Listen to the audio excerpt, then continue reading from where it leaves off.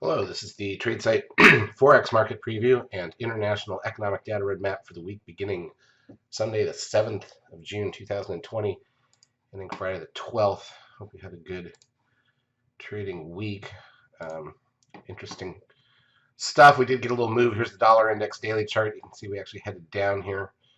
So there was some movement culminating in the unemployment number on Friday, which there's a lot of discussion about that number, obviously. Euro dollar, obviously the inverse of the dollar index, was on the rise for the week.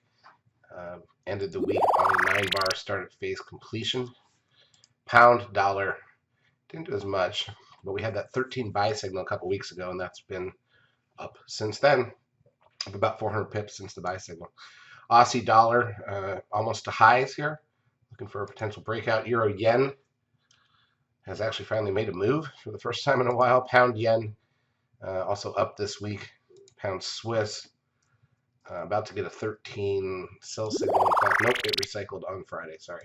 New 9-bar startup phase there, and the New Zealand dollar pair moved up a bit as well. So again, the story is weakness in the dollar. Let's take a look at the 30-minute chart. So we can see the whole week. High to low of the euro is about 275 pips. Which is interesting. We actually got a couple of seeker counts during the course of the week here. Just fun to see. Again, Monday was fairly flat. Tuesday we popped on some news.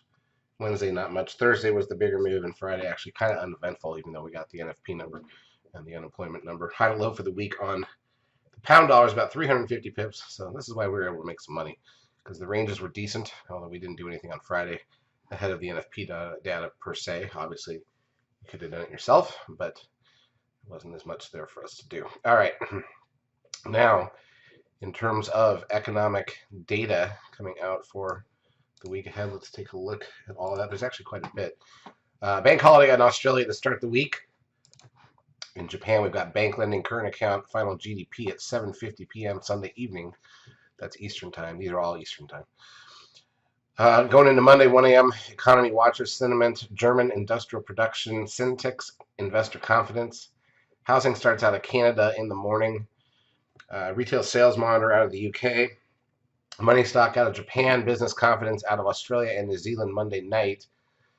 The Swiss unemployment rate going into Tuesday. German trade balance. Preliminary tool orders, machine tool orders out of Japan.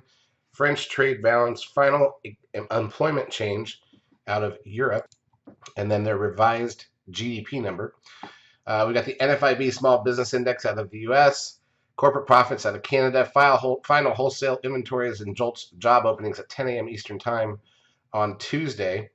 We've got the 10-year bond auction in the U.S. at 1 p.m. We've got manufacturing sales out of New Zealand that night, PPI and core machinery orders out of Japan at 7:50 p.m. Eastern Time.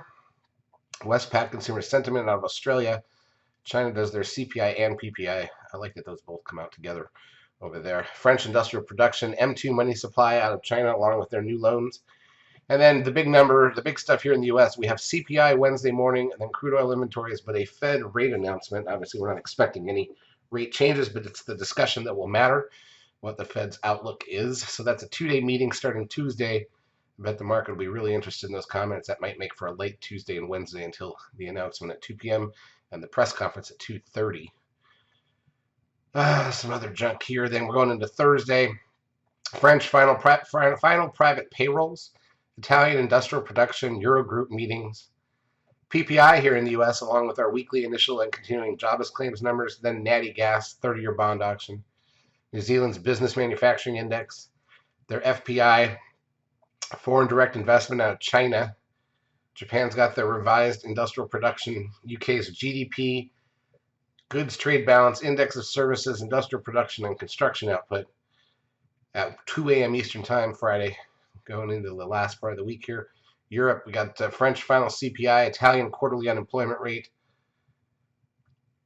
consumer inflation expectations, industrial production, capacity utilization rate out of Canada, import-export prices here in the U.S., and then at 10 a.m., University of Michigan sentiment. So quite a bit of data coming out this week, but the Fed and the CPI will be the focus on Wednesday. That's what we're looking for. Charts, as usual, brought to you by eSignal. If you've not yet taken a trial of our services, feel free to do so. We will help you out for a couple weeks. Have a great trading week in Forex.